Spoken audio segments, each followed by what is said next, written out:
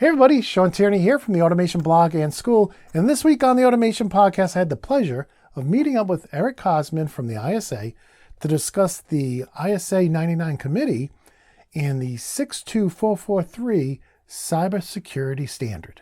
Eric, thank you for coming on the Automation Podcast to talk to us about ISA99 and the 62443 standard. I'm really excited. Cybersecurity is so important. And I really been looking forward to getting you on to talk about this. Now, before we jump into your presentation to kind of talk about what it is, could you first introduce yourself to our audience and tell them about your position at ISA? Sure. I actually have a slide for that. So, hi, my name is Eric Cosman. I am, as you can see here, a retired chemical engineer, originally from Canada. I've got over 35 years of experience in industrial information technology. I worked for many years in the process industries. Retired about 7 or 8 years ago. As far as ISA is concerned, I was a founding member of the ISA99 committee going back to 2002, and am now the one of the two current co-chairs of the committee. And our committee addresses industrial cybersecurity. In addition to my role as in the committee, I've also served in the past as the Vice President of Standards and Practices at ISA. I was actually the ISA Society President in 2020, and have basically served in just about every role you can think of except for the Finance Committee, because I don't get too involved with finances, but been heavily involved with ISA now for, oh boy, I guess it's close to 30 years. That's awesome. So a lot of commitment, and this is a volunteer position, isn't it? That's correct. It's all volunteer. I'm a firm believer in ISA. We like to say that we aspire to be the voice of automation, and we are a professional society, much like the IEEE or ASME or the AICHE, basically a society representing an engineering discipline, in this case, automation. And I guess I'm now as you can see by my picture with the gray hair, I'm at the stage where my motivation is basically to give back and motivate and encourage other people to both enter and contribute to the profession.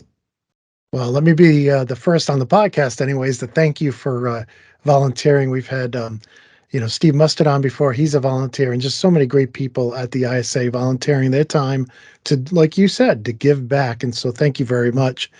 And I guess with that, that's a good segue into our topic of today. Okay, so first of all, Shawn, thanks for the opportunity to do this. We are always looking for, I should say, ways to socialize the work that we're doing in the committee. As I mentioned in my introduction, this committee has been in existence now for almost 20 years, since the fall of 2002. It was our formative meeting in Chicago. And we started this committee at the request, just some quick background, the ISA Standards and Practices Board back then.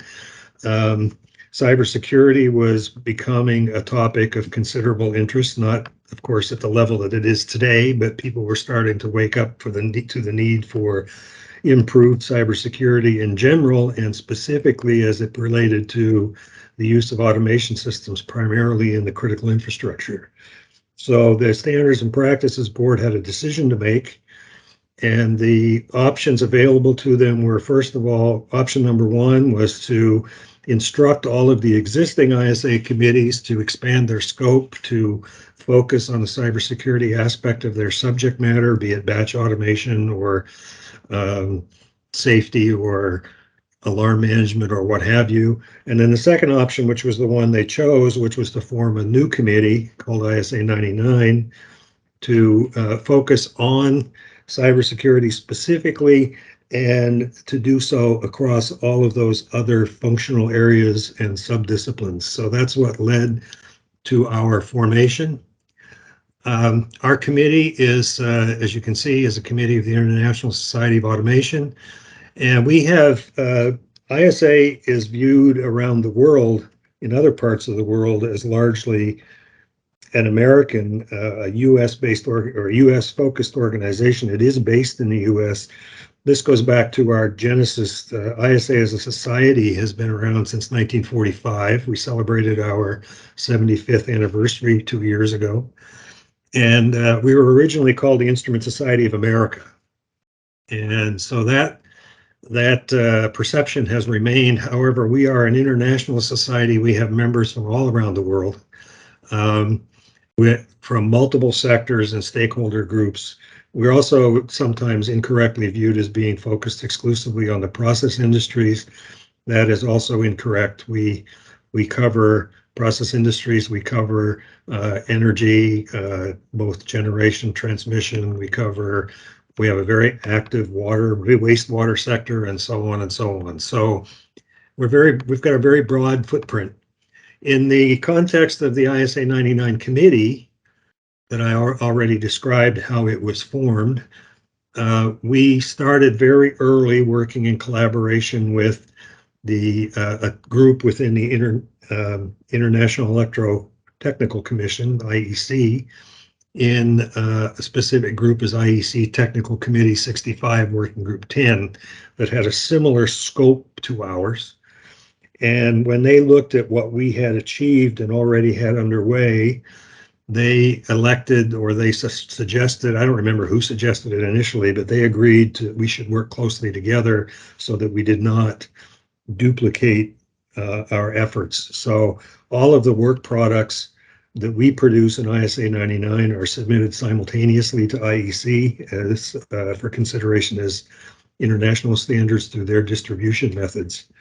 The last point I'll make on this slide is, this is something I feel very fortunate about and very proud of, actually, on behalf of the committee, is that we have had a very consistent core leadership in this group since 2002. Myself, I'm one example, but there are several other examples of experienced and very knowledgeable people in this area who were involved at the beginning and remain involved to this day, even post-retirement. So that's given us a tremendous amount of continuity and what Dr. Edwards Deming called constancy of purpose. So I think that's served us very well. Moving on to a little bit about our coverage, I touched on this earlier. We have expertise from a variety of sectors, and this is not an exclusive list. Chemicals, oil and gas, or so-called process industries. We have participation and contribution from food and beverage. You can read the list here as well as I. And this list changes and expands from time to time, but I think one of the important points is to note that we have industrial control system suppliers very actively involved. So we have the cooperation and collaboration between suppliers of solutions and the asset owners that employ them. And we also had a very healthy and rigorous relationship with government agencies, particularly here in the U.S. government through the National Institute of Standards and Technology and the Department of Homeland Security. So, as I said, there's a lot of other constituencies that I could list, but you get the idea. It's a pretty broad footprint. And Shawn, interrupt me at any time if you have any questions that you think your audience might, that you anticipate your audience may have. Yeah, the only thing I would say on that last slide for our podcast audience is it's pretty much every different vertical in the automation industry. You know, manufacturing, pharmaceuticals, water. I mean, it's you see them all listed there. Yeah, and the other one that I did not list on here because we had some activities with them, and it sort of never went to full fruition because of some funding issues with the group that we were working with, but we've also done some work with the medical devices and healthcare industry to apply the principles of our standards in that space. And I hope that we planted and germinated a hardy enough seed that will continue. Transportation is listed there. That's primarily, or the most specific example I can give is with rail transportation. And that's been done in Europe, North America, and Australia. So all of those three major areas of the world. So collaborative development. I mentioned that working with TC65 Working Group 10. This slide sort of summarizes about how we work with these organizations. First of all, a little bit about nomenclature. Before I get into this, you'll see people sometimes get confused over the designations ISA99 versus ISA 62443. ISA99 is the committee, is our committee. And we published our first couple of standards as ISA99 standards, and very quickly we came to realize that as we were working closely with IEC, that it would lead to hopefully less confusion if we adopted the IEC's numerical assignment for these standards, which is 62443. So the ISA99 committee develops parts of the series, and those are published by by ISA, the International Society of Automation, as ANSI/ISA 62443. And at the same time, or as close to simultaneously as we can manage, IEC publishes them as IEC 62443. It's important to note that if you see a particular standard in the series, for example, 3-2, which is about risk assessment, whether you're reading the ISA version, not a version, the ISA edition or the IEC edition, the content other than the front matter on the standards is identical. It really depends on, if your audience members, someone is living in Europe, they can purchase it through the IEC, or if you purchase it through ISA, you're getting exactly the same content. At the same time, if you're familiar with cybersecurity in general, you know that in terms of business system cybersecurity, or so-called IT cybersecurity, the predominant standard in this space is ISO 27000 or IEC 27000. There's a series of standards. We work very closely with the authoring group for that series, which is ISO JTC1, Joint Technical Committee 1, Subcommittee 27. And the reason we do that is to ensure that we stay focused on the aspects of cybersecurity that are specific for industrial applications. We have no desire or intent to duplicate principles and requirements that define for general information security that apply equally well in the industrial context. So you can see the 62443 and 27000 standards as largely complementary. We also have other partners that we work with from time to time, and on specific or related topics. And this is just a set of examples. There's another ISA committee called ISA84, which is focused on process safety. And so, as you may know, as that your listeners may know, the topics of safety and security are very closely related. So we have basically a working group in ISA 99 that works with a corresponding working group in ISA 84 to focus on the intersection of process safety and security. We also work with, and I apologize for all of the alphabet soup here, but the ISCI, or ISCI, is the ISA Security Compliance Institute. And that's an organization that exists for the purpose of developing conformance specifications for the 62443 standards. It's not appropriate for the standards committee to define conformance. It's better left as a separate but related activity. So we have an active liaison with ISCI to keep those two efforts in sync. Thirdly, we work with an organization called the ISA Global Cybersecurity Alliance. This is a group that came together a few years ago, initially at the request of some major suppliers, although now it includes both suppliers and asset owners and others. And its focus is on communications and advocacy, promotion, if you will, raising awareness of the standards and how to employ them. So they also work sort of in parallel with us. I mentioned previously the National Institute of Standards and Technology, or NIST, based in Gaithersburg, Maryland. Some of you or some of your audience are probably familiar with the NIST cybersecurity framework and some of the other some of the special publications that NIST has produced, such as 853 and 884. So we work very closely with NIST to make sure that our messages are complementary. As a matter of fact, one of our major contributing leaders on ISA 99 works for NIST full time and is instrumental in moving our standards forward. And last but not least, we have the Industrial Internet Consortium, IIC.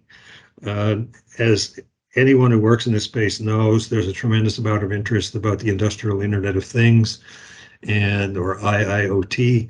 So we are working closely with the IIC to basically bring those two subjects together. And IIC has recently published a mapping document where they map their guidance for IIoT to the 62443 standards.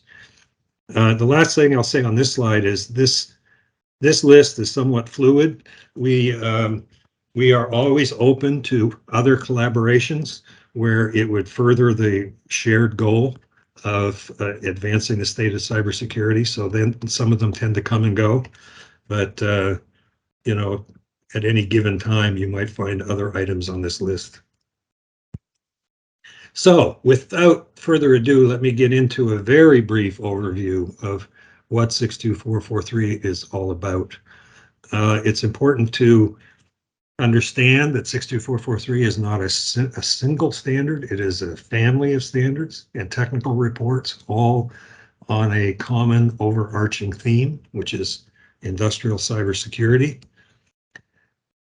Back when we formed the committee, and this is a direct quote from some of our formative documents, we defined our scope as automation and control systems whose compromise could result in any of these situations that you see on the screen.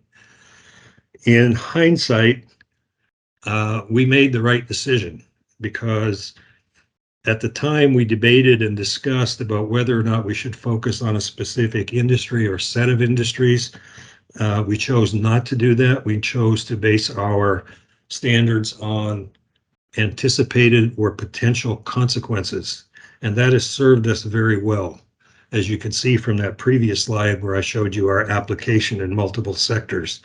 And we still to this day get sectors come forward and say, oh, wow, we have concerns about public safety or loss of confidence or loss of proprietary information or what have you. And we think we can apply the principles in your standards, and we welcome them to do so. Yeah, and just for the audience who can't see this slide, I mean, the first thing on the list is endangerment of the public or endangerment of employee safety, protecting the environment, um, and the list goes on and on. But I think, that's, when we talk about the similarities with safety, right? Yep. The reason we do machine safety is to protect, the worker first, right? And then to protect the equipment and the product. And this is kind of taking that same where this is all to stop bad actors from doing bad things. Exactly. And we have a catchphrase that we use very often, which is, if your system is not secure, you can't be sure that it's safe. Yeah. And so the two are very tightly connected. But you're right. We often get the question about, what's the imperative behind safety or behind security? And people ask, how do I justify my security efforts? And to be secure for the sake of being secure can be a tough sell. But you basically, as you're talking to the people who approve your expenditures, you need to tie it to these are several imperatives. It's not an exhaustive list, but you could make the same statement that if it's not secure, you can't guarantee that it's going to be environmentally friendly. You can't guarantee that it's going to not violate regulatory requirements, et cetera, et cetera. So it's a very broad view of the subject. Yeah, I kind of, people have this common sense understanding that if your vision isn't good right now, you don't drive. You're not going to drive on a public road, right? Right. So let's say you don't have your glasses, everything's blurry, you can't tell if that's a line on the street or somebody crossing the street. You absolutely will not drive, right? You have to have clear vision to drive. And the same goes for connecting your plant, whether it be water treatment, power, manufacturing, you should not connect that to the rest of the world through the internet. And I mean every seedy corner of the world. You Yep. should not connect your infrastructure to that unless you're secure. And we could go through example after example. I know we talked about this in the pre-show, but there's catastrophic examples of people getting hurt or worse, Yep. or almost, widespread calamities because systems weren't secure. So I tell people, just like you wouldn't drive if you have poor eyesight and you need glasses to drive, just Hmm. like you wouldn't drive without your glasses, do not connect your infrastructure, your plant, your manufacturing to the internet um, without it being secure. That's my take on it. No, it's a very good analogy, and I would agree. And we historically, in many cases, people have companies and individuals have been, um, I don't know what the right word is, seduced by the technology and seen technical capabilities for connectivity and said, wow, that's really cool or convenient, and maybe I should do that, and have not paid enough attention to potential consequences. And I think that we are, as a community, starting to come around. One of the presentations that I'm also working on at the moment for um, another another opportunity, speaking opportunity, is how the role of the automation engineer has changed and continues to change. There used to be automation engineers were concerned with automating single loops with largely analog technology, and the automation engineer's role today is much, much broader. And security is one of those things that they should worry about now that they may not have in the past. Okay, so this slide, this slide shows the status of the various documents in the series, and I will give a caveat on this that this may not be 100% up to date because, as you can imagine, this changes rather frequently. But it's a snapshot in time. Its main purpose is to show the complexity or the multiple components, I guess is a better way to put it, of the series. And let me just walk through a verbal description. It consists of 4 tiers or 4 categories. We have one general category where we have standards and technical reports that, as the name implies, speak to subjects that are general or common across the series. So the first of those, and the first standard we published actually back in 2007, is the one that establishes terminology, fundamental concepts, and basic models. We also have another one that is um, currently getting ready to go out for a second round of comments on conformance metrics. And then we have another one that's still being worked on that will provide a set of specific use cases in the context of a life cycle to help people understand how security relates to various phases of the life cycle. So that's all in the general category. And there are a couple of others that I haven't, that don't show up on this list yet because they're not quite ready yet. But moving down, the second category is the policies and procedures. We all heard about systems consisting of people, process, and technology. This is the people and process tier or group, starting with 62443-2-1, which lays out the guidance necessary to define and implement a security program. And it provides this to asset owners, gives them guidance on how to do that. There's a document called 2-2, which specifically talks about what we call security protection ratings. This is a security protection rating is sort of think of this as the intersection of maturity and security level. And it gives guidance on how to address that. No security program would be complete without giving attention to patch or change management. So we have a technical report devoted to that subject.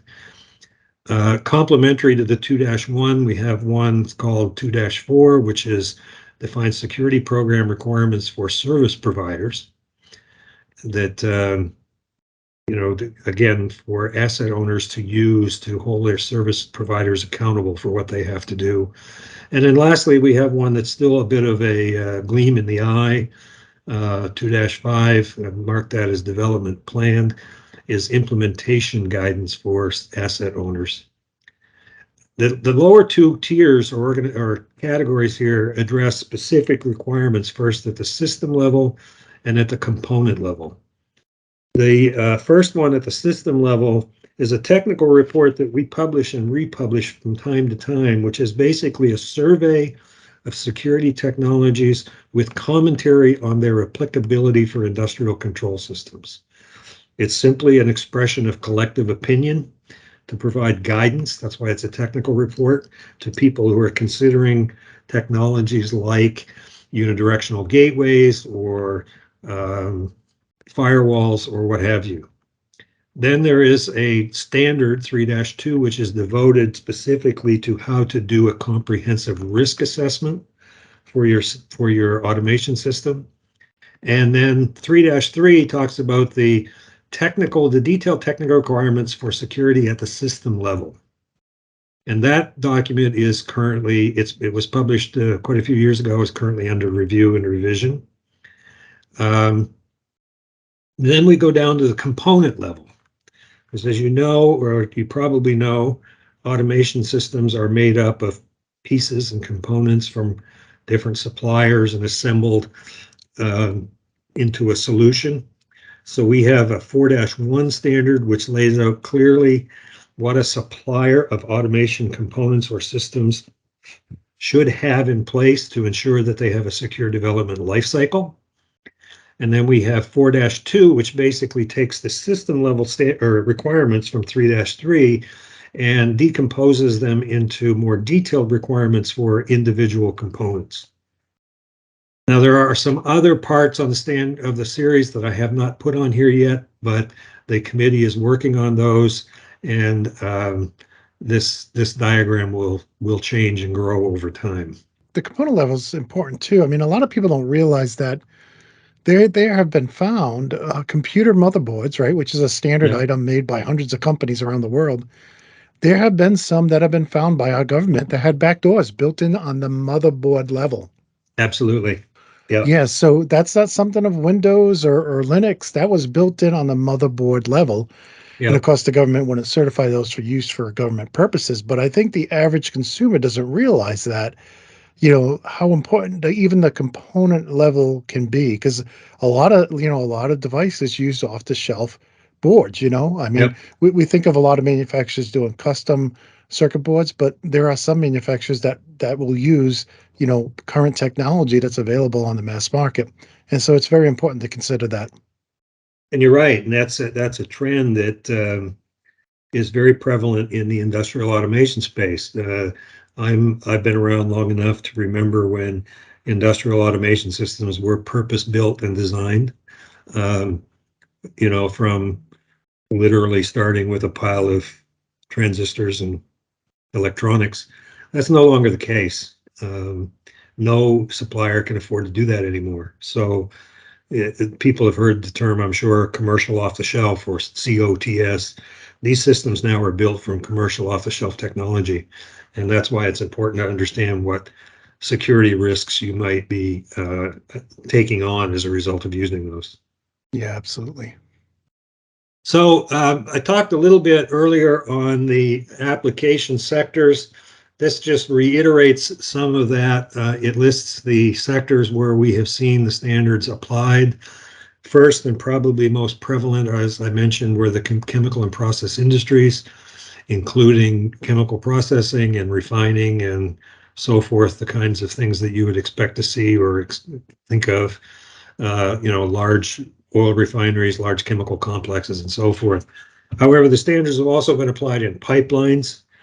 Pipelines, at least in the US, is considered part of the transportation sector because it transports materials. In manufacturing, and by that I mean discrete manufacturing, such as automotive or companies like 3M that make things, all kinds of things. Mm-hmm. So all kinds of manufacturing. I mentioned energy earlier, both generation and transmission, and I also mentioned transportation, primarily rail. Haven't had a lot of uptake in the automotive industry yet. but it wouldn't surprise me if we see that.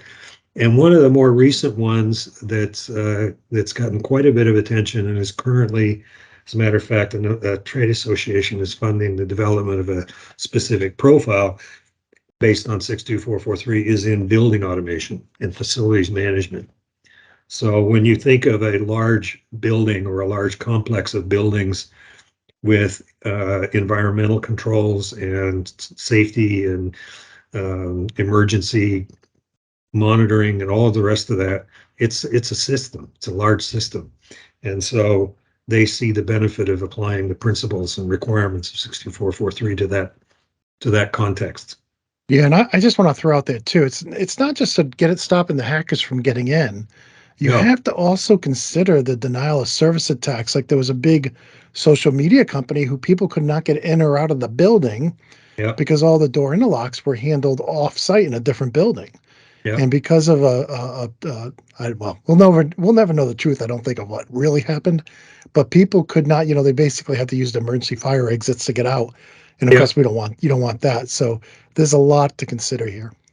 Well, everything today, pretty much everything that we have in our modern lives is to some extent automated.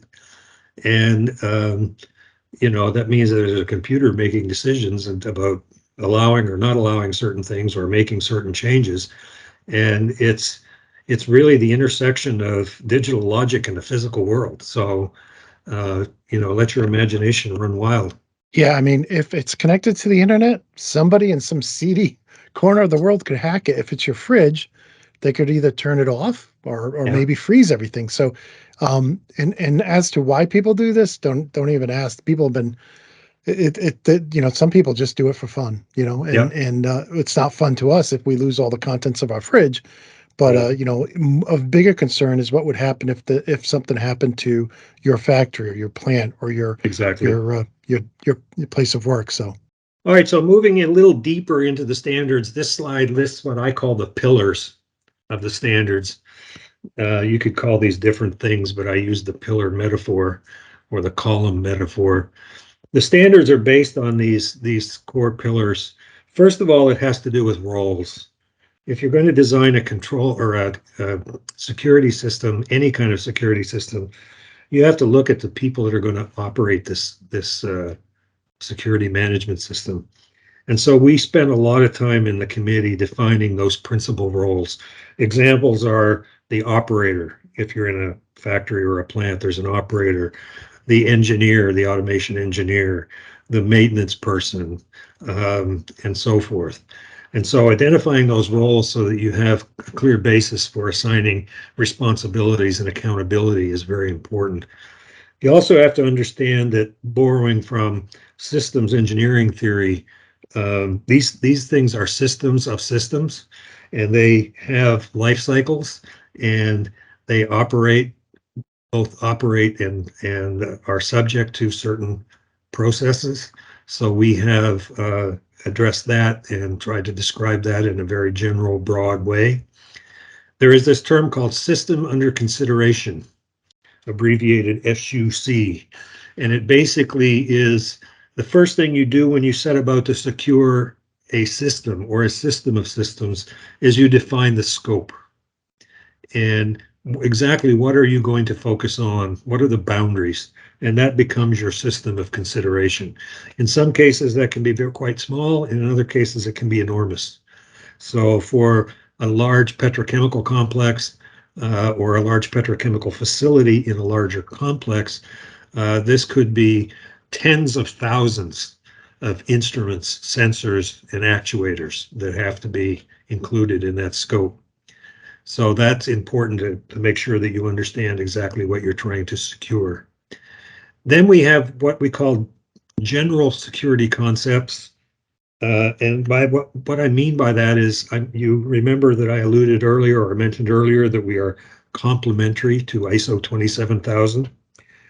Some people call this basic security hygiene, information security practices like least privilege, principles like least privilege, and practices like backup and multi-factor authentication and things like that. They apply equally well in an industrial context, so we just adopt those and adapt them. So those are the general concepts. Complementing those are some security concepts that are specific or if not unique to an industrial application. And for example, the connection to safety. And so we define those separately. This slide calls them operation security concepts. I think we're going to change that term a little bit, but you get the idea. And then lastly, all of our technical requirements, of which there are several hundred in the series, derive from a single set of about a half a dozen, I think the number is actually 7 or 8, foundational requirements. We start with at the very foundation of security, what are you trying to achieve? And define those first, and then all of the others, both at the system level and the component level, derive from those, almost like a tree structure. So these are the pillars of the standards and upon which pretty much everything is based. These pillars, might change or not change, but might get added to from time to time. One of the things that we're discussing right now, for example, is security of the supply chain. And by that, I mean, it's some of the stuff that, Shawn, you touched on earlier about knowing the provenance of the systems that you're using and where they come from and who made them and what's in them. People have heard about software bill of materials. You might have heard of SBOMs, for example, being able to enumerate the software in your systems so that you can understand what the vulnerabilities. I can see that supply chain concept becoming a new pillar at some point. So last slide I'll leave the group with is people ask me this question all the time is, wow, this is a huge subject. This is an intimidating subject. How do I get started? And the answer, of course, is very different for every situation and depends on what your starting point is. However, there are some basic things to think about. This is not a checklist, even though I've got check marks as bullets, but it's think of this as sort of a roadmap at 50,000 feet. The first thing you have to do is, if you're going to apply the 6443 standards, is understand those fundamental concepts that I talked about, or those pillars. And those are laid out quite clearly in the seminal standard in the series, which was 6443-1-1, which is currently under revision. The second item is understand your system level requirements. This is based on a risk assessment, which I actually mentioned later on, but you start with sort of at a very high level, the general level. What am I trying to achieve at a system level? What am I trying to secure? So that leads into characterizing your system under control. Like I said, this is not necessarily a linear or a list of steps that go through linearly, but characterizing your system under control, know the scope. The most important, possibly labor-intensive effort in this bullet is inventorying all the equipment and applications. Fortunately, we've come a great way. We've made a great deal of progress in the last 15 or 20 years, and there are many tools out there now that can automate or semi-automate this process. But it is perhaps still surprising how many systems or how many installations I have visited where they have no idea of what they have, because it's been installed by many people over many years, and they just hope it keeps working. I mentioned principal roles. Once you've got the principal roles, figure out what they're responsible for and identify their assignments. And more important than assignments or responsibility is accountability. Who exactly is accountable for what? Recognizing that the ultimate accountability for the security of an installed system is with that asset owner. You can't delegate that accountability really when you get down to it. You conduct a risk assessment. We have a standard, as I mentioned earlier, devoted to this process. You define the expectations of your service providers. What do you expect from them? This will translate into service contracts where it spells out very clearly what they can and cannot do, should and should not do, must and must not do. And then lastly, tie all of this together into a comprehensive security response. And components of that are in the 2-1 standard as well as 2-3, which is specifically focused on patch management. So I will mention, and I didn't put slides in here, all of the, this is a bit of a commercial, I guess, or that's not the right word, but for those that may be listening to this podcast, ISA, the Society, also offers a comprehensive set of training for 62443, where you can take this training and be certified at various levels as someone who understands the standards and knows how to apply them. So that's something that, depending on your level of interest and commitment, you may want to consider. So with that, I will stop. This was intended to be a very brief introduction and overview. If you want more information, there are various ways to get it. We have a committee link, a committee page on the ISA website, which is www.isa.org/ISA99 if you just want an overview of the committee. We have a LinkedIn site, or a LinkedIn group. The group number is 1-222-5201, where you can go and interact with people with an interest in the standards. You can reach the committee co-chairs, which is myself and a gentleman by the name of Jim Gilson, simply by sending an email to ISA99chair, all one word, @gmail.com, and we will get back to you. So there's a variety of ways to reach out to us. If you want to be involved in the committee, if you have questions about the committee, if you'd like us to provide you more detailed information, whatever. Keeping in mind that all of the committee involvement, remember, is volunteer-based. So we're not trying to sell you anything. And with that, I'll stop for now. Well, Eric, I really appreciate that. I feel much more confident that I understand what ISA 99 is and what the standard is. And it's great to see you working with IEC so closely so we don't end up with two different standards. And, we've seen that happen years ago. So this is awesome. And I really think, for anybody who's listening to the audio podcast, of course, there's a full-blown video at the Automation blog. Plus, we'd like to put it up on YouTube and Rumble and other locations as well. So if you want to see the slideshow, you can check it out there. And then I'll just repeat the website again, isa.org/ISA99. So that's the committee page too. So if you want to get more information, that's probably the best place to go. That's probably a good starting point. Yep. Yeah. Eric, I want to thank you for coming on. Was there anything else we wanted to talk about? Not for me. Like I said, I tried to keep this brief. We stay within your format, and as you can imagine, I could talk for hours on this. But no, I think I hit the high spots. Well, I really appreciate you coming on the Automation Podcast and taking time out of your schedule to do so. And I just want to thank you for coming on and sharing this great information with us. Well, you're very welcome, and I thank you again for presenting us with the opportunity. We really, as I said in my opening remarks, we really appreciate the opportunity to help spread the word. Well, I hope you enjoyed that episode. I want to thank Eric for taking time out of his schedule to come on the show and tell us all about the ISA 99 committee and 62443. With that said, if you did enjoy this episode, please consider giving us a like and a sub. And if you want to follow me and optionally support me, you can do so over at automation.locals.com. And if you know anybody looking for affordable PLC, HMI, or SCADA training, please send them over to my website, theautomationschool.com. With that said, I want to wish you all a very happy, safe, and healthy week. And until next time, my friends, peace.